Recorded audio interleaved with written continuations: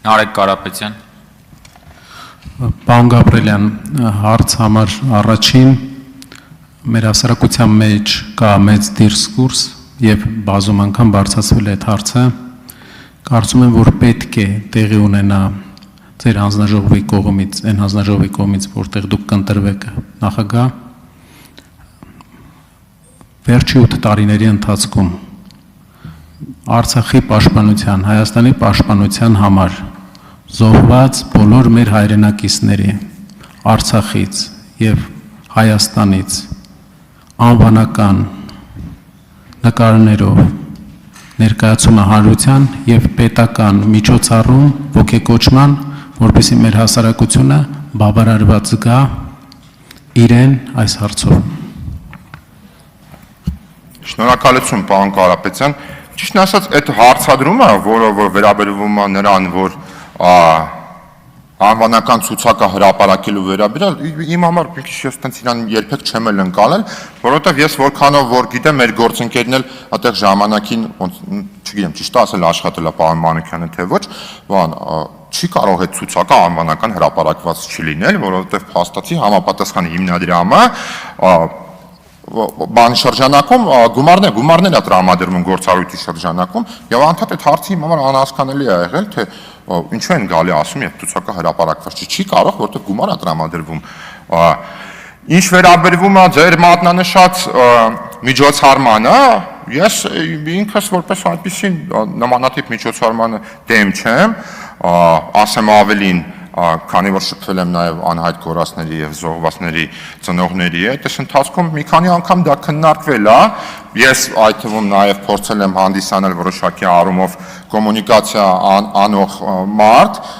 համապատասխան պետական կառույցների եւ զոհվածների ընտանիքների միջև, եւ ես կարծում եմ դա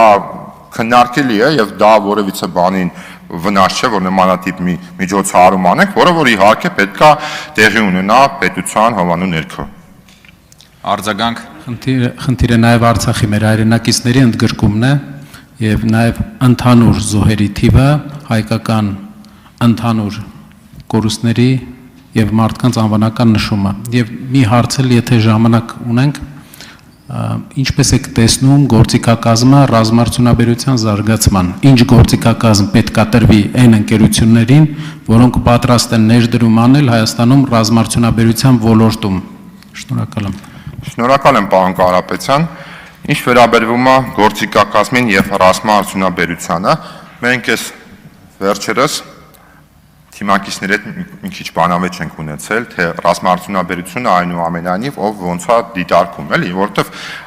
մեր հանրության մեջ, օրինակ, մեծամասնությունը կարծում է, որ ռազմարտունաբերությունը այնուամենայնիվ վերաբերվում է հիմնականում պաշտպանության ոլորտին, բայց օրինակ ես չեմ կարծում, որ դա բացառապես պաշտպանական ոլորտի պրերոգատիվն է, դա տնտեսությունն է, դրա խորքում ավելի շատ դա գիտություն է նախ եւ առաջ, այդ թվում նաեւ նորարարական գիտություն է։ Եթե դուք ինձ կոնկրետ հարցնեք գործիքակազմի, ես հիմա չեմ հասցնելու ձեզ ասեմ, եւ դա իրականում սխալ է լինի, եթե օրինակ ես հստակ պատկերացում ունենամ, բայց դուք ձեր ելույթում նաեւ խոսեցիք այդ big push, ասեցիք բիզնեսի շրջանակում, ես կարծում եմ այնուամենայնիվ այդ ինձ համար օրինակ հիմնական խնդիրը, որը որ ես տեսնում եմ պետություն եւ մասնավոր փոխգործակցության մեջտեղում, բավականին մեծ բյուրոկրատական այդ շղթան է եւ կարծում եմ այդ շղթան պետք է ավարտում եմ, պետք է կրճատել, բայց իհարկե նպատակահարմարությունից ելնելով հաշվի առնելով պետական շահերը։ Գառնիկ Դավթյան։ Շնորհակալ եմ, պարոն Գաբրելյան, շատ ուշադիր լսել եմ ձեր ելույթը։ Հետաքրքիր դիտարկումներ կային, բայց ինձ ավելի շատ հետաքրքրում է հետևյալ հարցը. ինչպես է գնահատում Արևմտյան Ադրբեջան, այսպես կոչված Արևմտյան Ադրբեջան հակահայկական կառույցի ռիսկերը Հայաստանի նկատմամբ։ Շնորհակալ եմ։ Շնորհակալություն հարցի համար, պարոն Դավթյան։ Պետքա շատ ուղիղ ասեմ, որ Արևմտյան Ադրբեջանի վերաբերյալ խոսույթը մեր հարևան երկրում որևիցե բանով չեն նպաստում Հայաստանի Հանրապետության եւ Ադրբեջանի Հանրապետության միջև խաղաղության ամրապնդմանը, ինչպես որ նախորդ իմ ելույթներից մեկում ասել եմ, որովհետեւ բավականին զգացմունքային էլ մաս ունի այդ խոսույթը, որը որ մեր հանրության համար ընկալելի չէ։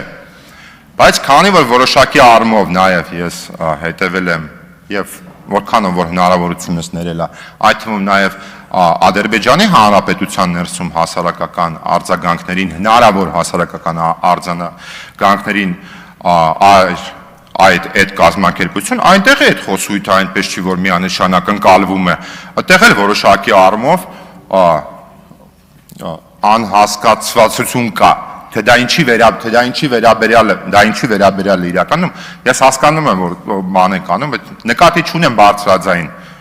բայց էլ եմ ասում, կա այդ խնդիրը, ինչ վերաբերվում է Հայաստանի Հանրապետության համար, ես կարծում եմ, որ մեր հարևան երկրի իշխանությունների կողմից, այնուամենայնիվ, այդ օրակարգը, որը որ ստեղծվել է, իհարկե հետապնդում է որոշակի նպատակներ, ես կարծում եմ այդ նպատակների մեջ կա,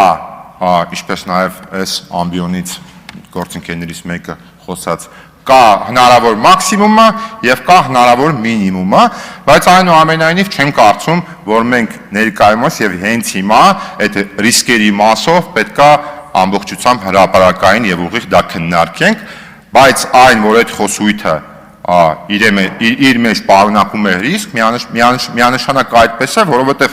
առնվազն կրկնեմ այն գործընթացին, որը որ